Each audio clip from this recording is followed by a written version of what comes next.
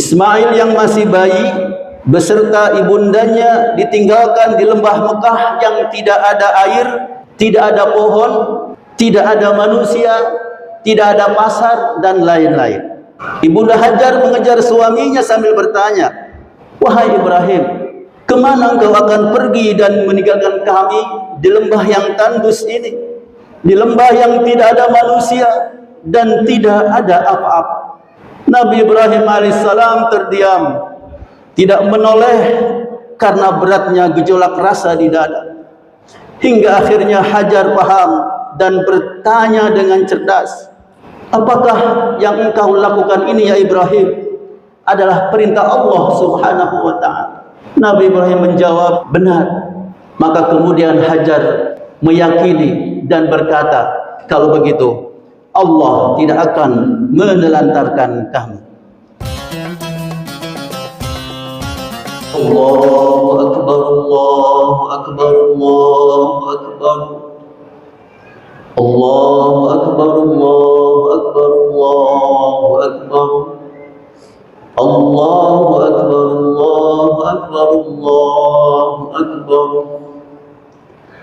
La ilaha illallah, Allahu Akbar. Allahu Akbar walillahil hamd. Alhamdulillah. Alhamdulillahilladzi nasta'inuhu wa nastaghfiruh wa na'udzu bihi min shururi anfusina wa min sayyiati a'malina. Man yahdihillahu fala mudilla lahu wa man yudlilhu fala hadiya lahu. Asyhadu an la ilaha illallah wahdahu la syarika lahu wa asyhadu anna Muhammadan abduhu wa rasuluhu la nabiyya ba'dahu. Allahumma salli wa sallim ala sayyidina Muhammadin wa ala alihi wa ashabihi wa man tabi'a hudah ila yaumil qiyamah. Amma ba'du, fa ya ibadallah, usikum wa nafsi bitaqwallahi wa ta'atihi la'allakum tuflihun. A'udzu billahi minasy syaithanir rajim. Bismillahirrahmanirrahim. Ya ayyuhalladzina amanu taqullaha haqqa tuqatih wa la tamutunna illa wa antum muslimun. Kaum muslimin wal muslimat, jamaah salat Idul Adha yang dimuliakan Allah Subhanahu wa taala. Bersyukur kepada Allah yang telah memberikan banyak nikmat yang tidak bisa kita hitung.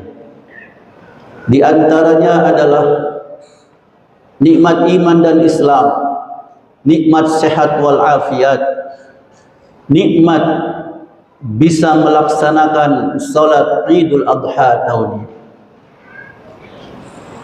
Kita juga bersyukur kepada Allah Subhanahu wa taala yang telah memberikan limpahan rezeki kepada kita semuanya, baik berupa materi maupun non materi, sehingga kita bisa maksimal menjalankan kewajiban kita kepada Allah Subhanahu wa taala. Idul Adha identik dengan dua peristiwa besar, yaitu ibadah haji dan ibadah kurban. Keduanya terkait dengan sosok Nabi Khalilullah Ibrahim alaihissalam dan keluarganya. Maka setiap tahun kaum muslimin dan muslimat pergi ke tanah suci untuk meneruskan syariat Nabi Ibrahim ini, melaksanakan ibadah haji. Dan kita doakan semoga 61 jamaah dari karyawan, dari pegawai, dari warga keluarga besar perusahaan Pertamina ini yang sekarang sedang ada di tanah suci. Allah berikan mereka semuanya kesehatan, Allah berikan kemudahan, Allah berikan keamanan, dan pulang dengan selamat mendapatkan haji yang mabrur. Dan juga kita yang ada di sini yang sedang menunggu pemberangkatan haji, semoga yang daftar tunggu segera berangkat ke tanah suci, dan yang menunggu daftar semoga segera dimudahkan untuk mendaftar. Jamaah yang dimuliakan Allah Subhanahu wa taala, pagi hari ini gema takbir membahana memecah kesunyian bumi Indramayu. Di tempat yang penuh berkah ini, di tengah lingkungan perumahan yang menjadi saksi perjuangan kita sehari-hari dalam menopang energi nasional, kita berkumpul dengan satu kesadaran, kita ini kecil dan hanya Allah yang maha besar. Jamaah yang dimuliakan Allah Subhanahu wa ta'ala, mari kita tingkatkan takwa kita. Takwa yang bukan sekedar lisan, melainkan sebuah kesiapan mental untuk patuh pada sistem dan aturan Allah. Sebagaimana kita patuh pada standar keselamatan kerja, SOP yang ketat di kilang minyak tempat sebagian besar kita mengabdi. Idul Adha adalah madrasah tahunan. Hari ini kita diajak kembali membuka lembaran sejarah sebuah keluarga kecil yang hidup ribuan tahun lalu di tengah padang pasir yang tandus, yaitu keluarga Nabi Ibrahim alaihissalam, istrinya Bunda Hajar, dan putranya Ismail alaihissalam. Kenapa Allah Subhanahu wa ta'ala mengabadikan kisah mereka? Karena dalam ketiganya terdapat potret ketahanan keluarga, loyalitas pada kebenaran, dan pengorbanan tingkat tertinggi. Tiga hal yang hari ini di Indonesia tahun 2026 ini sedang mengalami ujian yang sangat berat. Allahu Akbar, Allahu Akbar, Allahu Akbar, walillahil hamd. Mari kita bayangkan sejenak adegan ketika Nabi Ibrahim alaihissalam diperintahkan Allah untuk meninggalkan Hajar dan Ismail. Ismail yang masih bayi beserta ibundanya ditinggalkan di lembah Mekah yang tidak ada air, tidak ada pohon, tidak ada manusia, tidak ada pasar, dan lain-lain. Ibunda Hajar mengejar suaminya sambil bertanya, "Wahai Ibrahim, kemana engkau akan pergi dan meninggalkan kami di lembah yang tandus ini, di lembah yang tidak ada manusia dan tidak ada apa-apa?" Nabi Ibrahim alaihissalam terdiam, tidak menoleh karena beratnya gejolak rasa di dada. Hingga akhirnya Hajar paham dan bertanya dengan cerdas, "Apakah yang engkau lakukan ini ya Ibrahim adalah perintah Allah Subhanahu wa ta'ala?" Nabi Ibrahim menjawab, "Na'am, benar." Maka kemudian Hajar meyakini dan berkata, "Idzan lan yudayyi'an Allah. Idzan lan yudayyi'an Allah." Kalau begitu, Allah tidak akan menelantarkan kami. Perhatikan ayat Al-Quran di dalam surah Ibrahim ayat 37. Rabbana inni askantu min dzurriyyati biwadin ghairi dzi zar'in 'inda baitikal muharram. Rabbana liyuqimus shalah. Ya Tuhan kami, sesungguhnya aku telah menempatkan sebagian keturunanku di lembah yang tidak mempunyai tanaman di dekat rumahmu Baitullah yang dihormati ini. Ya Tuhan kami, yang demikian itu agar mereka mendirikan sholat. Jamaah yang dimuliakan Allah Subhanahu wa taala, ada pelajaran besar dalam kisah ini. Ibrahim menempatkan keluarganya di tempat yang secara ekonomi dan fasilitas nol besar. Tidak ada air, tidak ada tetangga, tidak ada fasilitas lainnya. Namun, apa misi utamanya? Ibrahim kemudian mengatakan, Rabbana liyuqimus shalah, yaitu supaya keturunanku mendirikan salat. Maka fokus Ibrahim alaihissalam adalah ketahanan spiritual. Maka mari kita refleksikan ke dalam kondisi kita hari ini sebagai pekerja dan keluarga Pertamina. Di komplek ini fasilitas alhamdulillah tersedia. Air bersih ada, listrik lancar, jaminan kesehatan dan kesejahteraan tercukupi dari hasil jeripayah mengolah minyak mentah di kilang Balongan. Namun, mari kita jujur pada diri sendiri. Apakah fasilitas yang nyaman ini berbanding lurus dengan kualitas kedekatan keluarga kita kepada Allah Subhanahu wa ta'ala? Di luar sana, Indonesia hari ini sedang menghadapi krisis karakter yang luar biasa di tingkat keluarga. Angka perceraian tinggi, kecanduan judi online merusak nafkah puluhan ribu keluarga, dan handphone seringkali membuat jarak antara ayah, ibu, dan anak terasa jauh, sejauh Indramayu dan Pasar Bali, meski duduk di sofa yang sama. Ulama besar Profesor Dr. Buya Hamka dalam tafsirnya Al-Azhar, beliau mengingatkan, rumah tangga itu adalah sebuah kerajaan kecil. Jika pondasi agamanya rapuh, maka runtuhnya kerajaan itu tinggal menunggu waktu. Walau istananya terbuat dari emas dan dilapisi kemewahan. Keluarga Ibrahim alaihissalam mengajarkan kita bahwa kemewahan fasilitas fisik tidak ada gunanya jika tangki spiritual keluarga kita dalam keadaan kosong bensin. Allahu Akbar, Allahu Akbar, Allahu Akbar, walillahil hamd. Puncak dari drama kehidupan keluarga Ibrahim ini adalah ketika Ismail beranjak remaja, balagha ma'ahu sa'ya.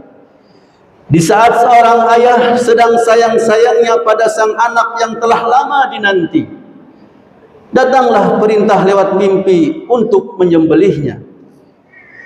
Tapi bagaimana Ibrahim mensikapi perintah ini? Bagaimana beliau menyampaikannya kepada anak tercintanya?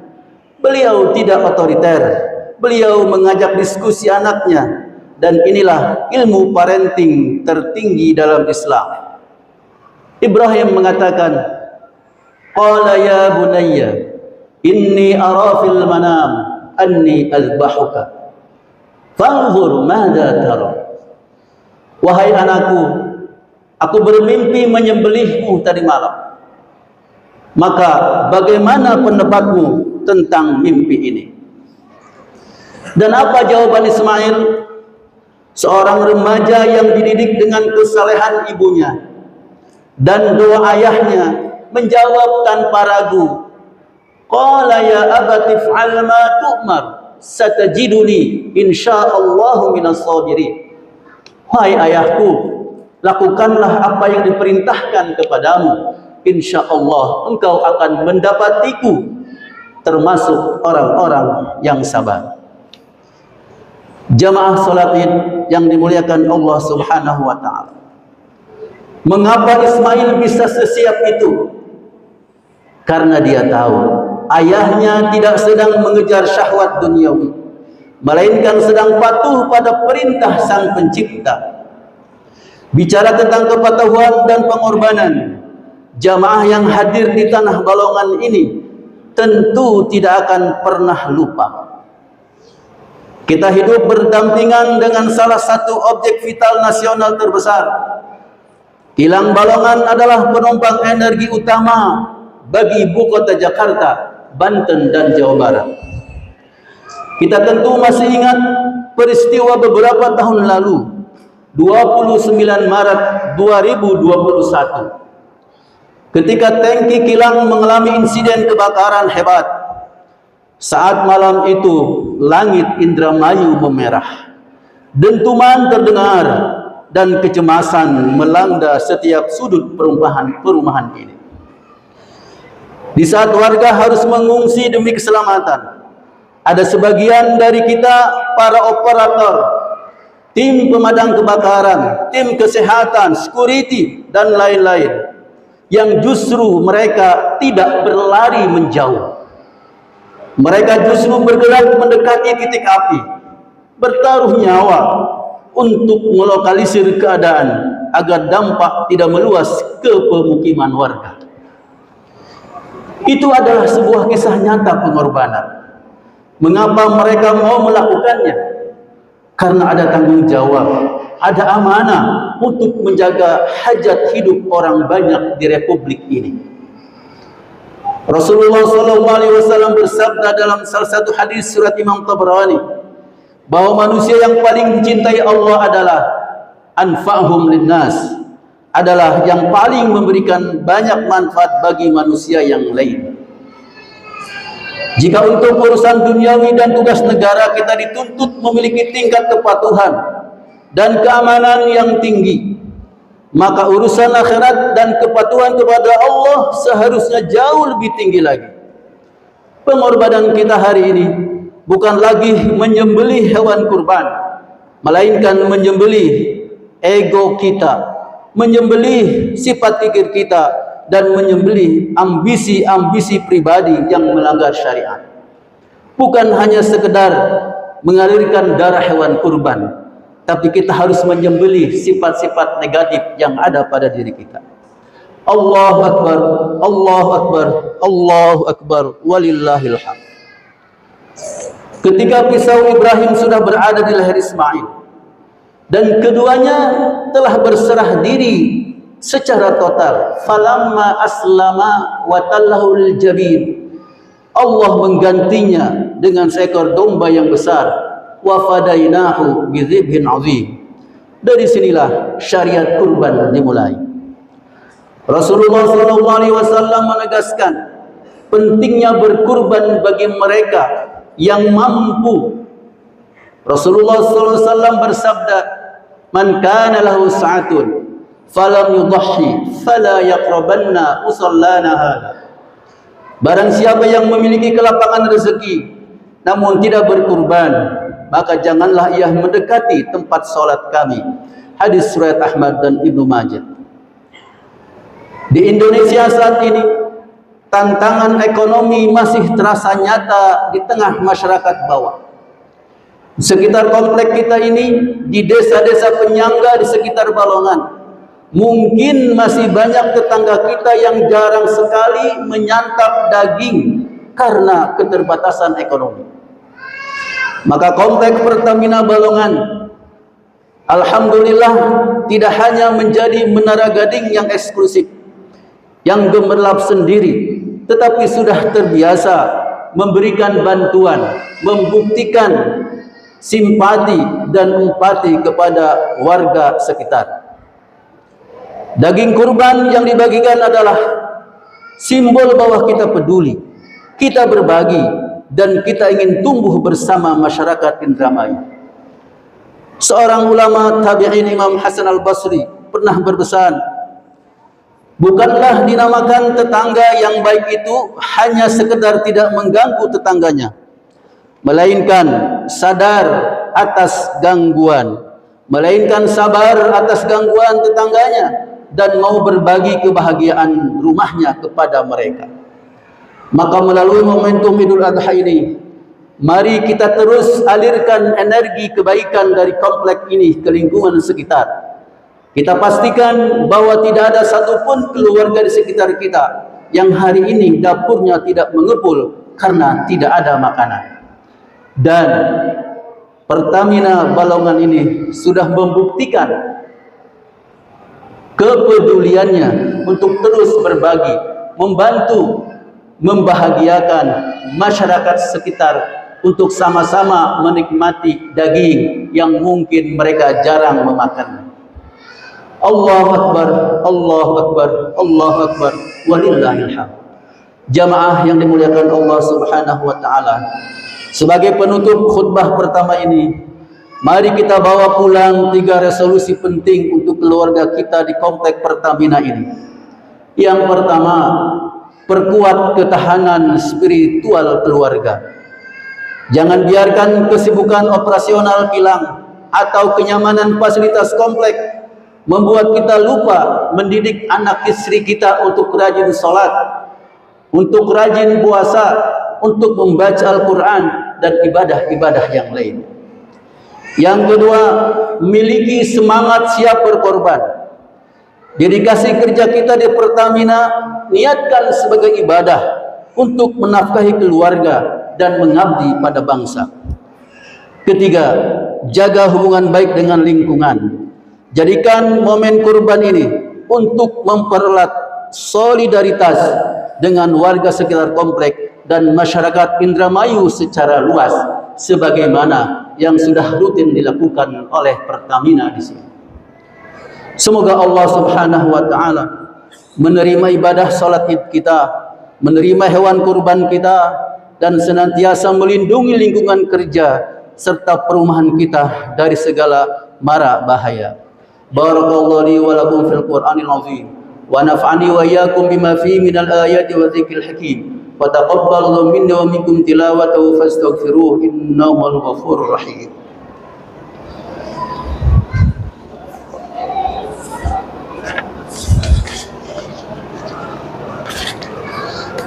Allahu Akbar, Allahu Akbar, Allahu Akbar. Allahu Akbar, Allahu Akbar, Allahu Akbar, Allahu Akbar.